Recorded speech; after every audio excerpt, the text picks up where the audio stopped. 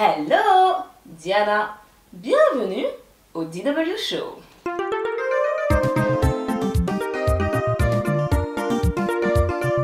Aujourd'hui, j'ai encore une fois le plaisir et l'honneur de recevoir Mvende Lucy aka Mamie. Comment ça va aujourd'hui, maman? Très bien, très bien, très bien. Parfait. Oui. On s'était rencontrés avec Mvende il y a quelques temps pour parler justement du Boulou, donc du guide de voyage et de la langue. Si vous n'avez pas vu la vidéo, elle est disponible en barre de description.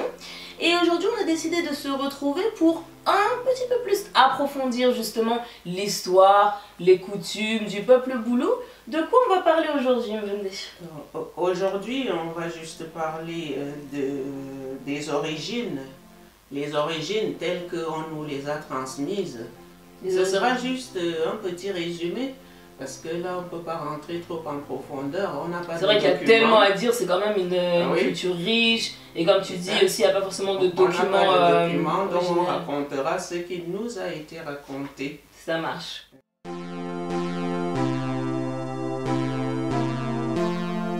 Déjà, si on peut rappeler où est situé le peuple Boulou exactement? Bon, moi je dirais déjà pour commencer un petit Mbolanio, Mbolanami Abese. Ravi de vous retrouver pour cette nouvelle vidéo Boulou. Et comme d'habitude, je fonce déjà un peu pour ne pas faire différemment. Boulou basso à Kebe. Biaze kobo fulasi. Asune bebe bote ojombiajo. Ainsi le Watoya, quelle était la question? La question était où est situé exactement le peuple Boulou, mais dans les grandes lignes, histoire de poser le contexte et qu'on comprenne un petit peu plus comment le peuple est né, comment il s'est développé. Mais en gros, où est situé le peuple Boulou aujourd'hui? Le peuple Boulou, c'est un peuple qu'on trouve principalement au sud du Cameroun. On parle de Kribi, Ebolova, Sangmelima, Djoum, Ambam, et c'est la zone de région Boulou. Sud Cameroun, vraiment. Sud Cameroun, tout à fait. D'ailleurs, en parlant du Sud Cameroun, comment est-ce que le Cameroun est né? Comment le pays est né? Donc, le Cameroun, et pas seulement le Cameroun, tous les pays africains qu'on connaît maintenant, ils existaient déjà avant. Par contre, les frontières qu'ils ont actuellement ont été tracées par les Européens pour mieux se partager les territoires. Ce qui fait qu'ils ont eu une conférence. Une conférence, ça c'était à Berlin en 1885, qui avait été impulsée par Otto von Bismarck. D'ailleurs, tous les anciens au pays connaissent le nom de Bismarck. Donc, qui était le chef de gouvernement allemand. Il avait appelé la conférence pour qu'eux, ils se partagent, parce qu'ils se faisaient déjà des histoires entre eux. Exactement. Donc, il fallait qu'ils se partagent pour délimiter, ça c'est ta part, ça c'est ma part, ça c'est ta part. À partir de là qu'on a les frontières qu'on connaît. Pas exactement parce qu'il y a encore eu des lignes qui ont bougé, parce qu'il y avait une partie de Cameroun francophone, une partie anglophone. Ça c'était après que les Allemands aient perdu la guerre de 14. Et les deux morceaux de Cameroun se sont réunis en 1972. Et là, c'est encore toute une autre histoire. Bref, le Cameroun, avec les frontières qu'on connaît aujourd'hui, est né en 1885 à Berlin, en Allemagne.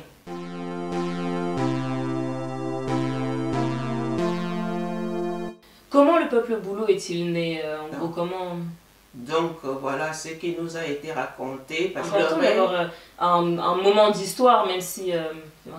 Même si on n'a pas les documents officiels, ça, franchement, ça nous aide. Oui, et en sachant que déjà à la base, notre tradition était orale. La transmission se faisait oralement.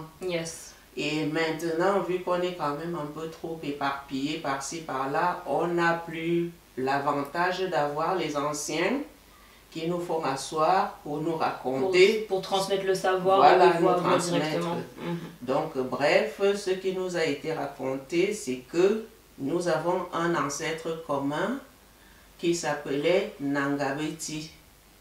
Nangabeti aurait eu 7 enfants, parmi lesquels une fille qui s'appelait Boulou. Donc nous, Boulou, on est descendants de la fille de Nangabeti. Et tous ces enfants s'étaient donc éparpillés, ils ont émigré dans toute la sous-région. La sous-région du sud Cameroun, vraiment, dans le Camargue. Mais moi, de ce que j'ai entendu, c'est que les Boulous et les Bétis, c'est pas uniquement le Cameroun, mais c'est aussi le Nigeria, c'est aussi les pays limitrophes vraiment du Cameroun, en tout cas du sud Cameroun. En fait, c'est pas vraiment Boulou, Bétis, c'est Bantou. D'accord.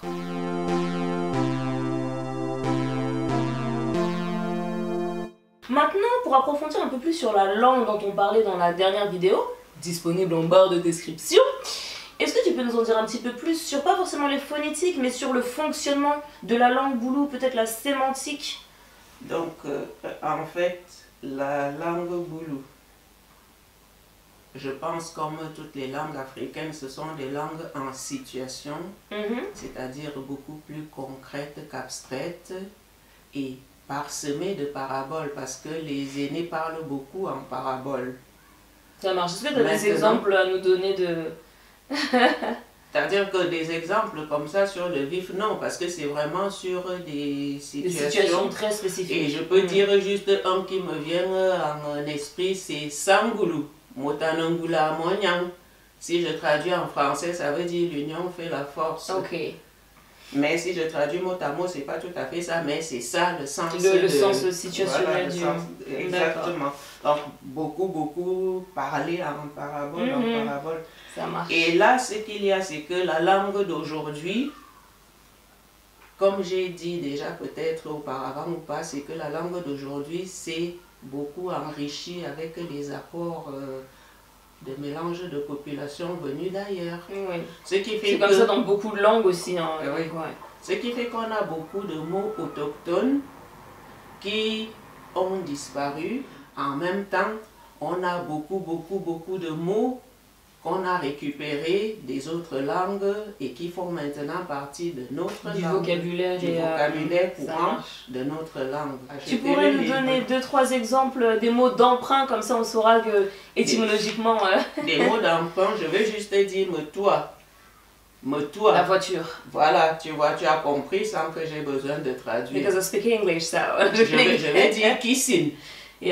Tu vois? Kitchen. Voilà, moi j'ai dit kissing, et ça c'est déjà un mot boulou. Plein de mots comme ça. Qui sont du coup comme je dis Ayan.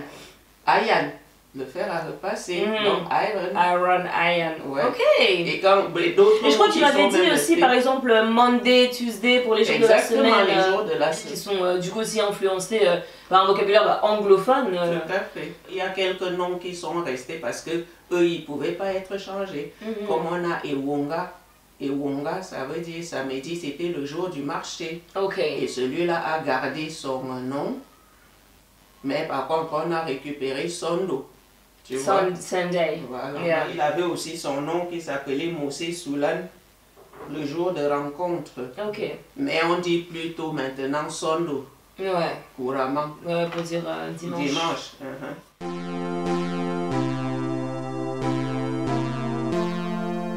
Et c'est vrai que tu nous disais au début que malheureusement il n'y avait pas beaucoup de transmission par écrit, c'était beaucoup les anciens qui transmettaient aux générations futures, du coup de voix à voix, en face à face. Mais c'est vrai qu'il y a quand même aussi des écrits boulous, que ce soit les cantiques, que ce soit des journaux en boulou.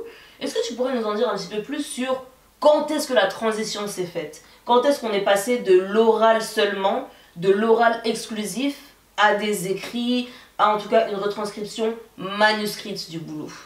Oui, donc là, l'info que je tiens du site camface.org, là, c'est là où j'ai trouvé la codification de la langue boulou. Dedans, ils ont expliqué que ce sont les missionnaires américains, presbytériens, qui sont arrivés déjà au Gabon vers les années 1840 et qui sont venus à partir du Gabon jusqu'au Cameroun. Tu vois, le Gabon est au-dessous jusqu'au Cameroun vers les années 1870. Est-ce que leur but c'était quoi? C'était d'évangéliser? C'était des missionnaires, donc ils venaient pour l'évangélisation. Ça marche. Et en même temps, d'après mes souvenirs, c'était des personnes qui ouvraient des stations. Une station, c'est quoi? C'est pas une station balnéaire. Une station, c'était un espace où ils construisaient une église, ils construisaient une école, ils construisaient un dispensaire. En fait, à l'époque, nous, on l'appelait plutôt hôpital. Maintenant, on peut dire dispensaire. Et en même temps, c'était une sorte de cadre complet pour éveiller les personnes à une autre culture, soigner les personnes avec des molécules à eux, parce que jusque-là, les gens avaient toute la pharmacopée dans la forêt pour se soigner, et ils ont apporté leurs médicaments, et en même temps, commencer à éduquer les enfants, leur apprendre à lire, à écrire. Et le bon côté de la chose, c'est qu'ils ont fait tout cela en langue boulou. Ils ont codifié la langue, ils ont traduit la Bible en langue boulou, ils enseignaient en langue boulou. La station qu'ils ont créée à Foulassi, c'est à quelques kilomètres, peut-être une dizaine, 16 kilomètres de San Melima.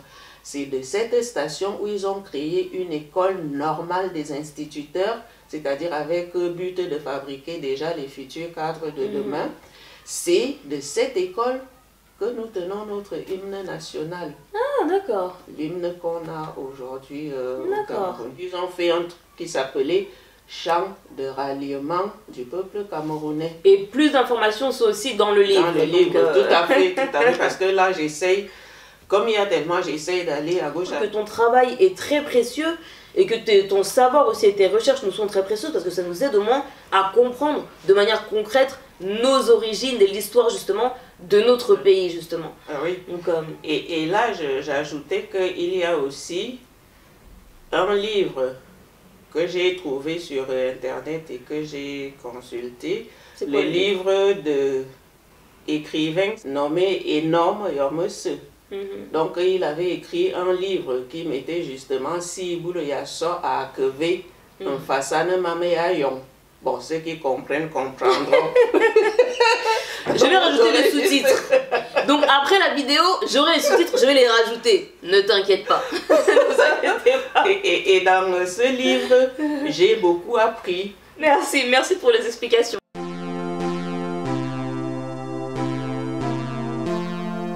Que San Melima au 19e siècle était un grand carrefour. Et les gens de là étaient, disons, très propres, c'est-à-dire qu'ils défrichaient tout le temps.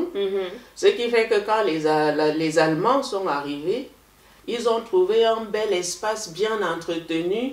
Ils se sont installés là, ils ont construit une forteresse. Et là, ils ont construit une grande palmeraie. D'après ce qu'on nous a dit, le nom de San Melima est tiré de cette palmeraie. C'est ce qu'on nous a dit en lien avec le défrichage, tout ça. Bref. Mais est-ce que San Melima, le nom lui-même, a une signification? Ou c'est juste... Justement, la tentative de signification, ça veut dire San Melima. Ok. Tu vois? C'est-à-dire que défricher à cet endroit-ci. Ok. Et donc, du coup, personnellement, je dis que j'ai trouvé que c'était un peu tiré par les cheveux, mais c'est ce qu'on nous a dit. C'est l'explication de l'une des origines. Voilà, l'une des origines de ce nom-là. Et ce qu'il y a par contre qui est certain, c'est que la ville avait été créée en 1907.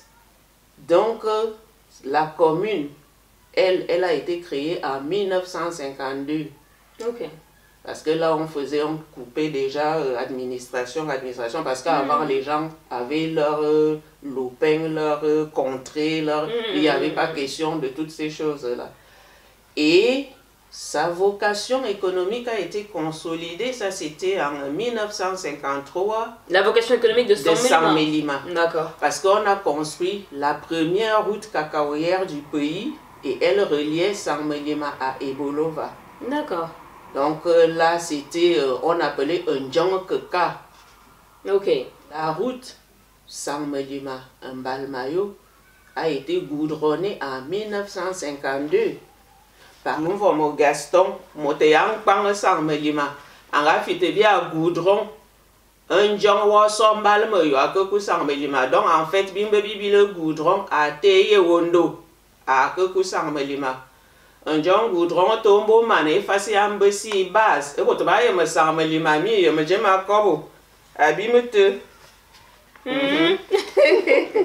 Merci beaucoup Mvende en tout cas pour ces éléments de réponse. Au moins on a une petite idée supplémentaire de l'origine du peuple Boulou, où il est situé et qui ils sont. Et encore une fois, pour plus de renseignements, on vous invite à acheter le livre ou même à visiter leboulounouveau.com, qui sera donc une plateforme de partage, d'échange, de connaissances aussi, de partage de connaissances. Et est-ce que tu aurais un dernier mot à nous partager, Mvende, au sujet de l'origine Boulou, ou je sais pas, quelque chose que tu aimerais transmettre aux générations futures? Un dernier mot à partager. Les derniers mots à partager sont très nombreux. Donc on dit Bibala. À bientôt. Merci beaucoup d'être resté avec nous jusqu'ici. Bien sûr, n'hésitez pas à vous abonner, à partager. D'accord, le savoir ne se garde pas entre nous, il faut partager. Et surtout, on vous dit à très bientôt et bonne journée. Prenez soin de vous. Au revoir. Bye.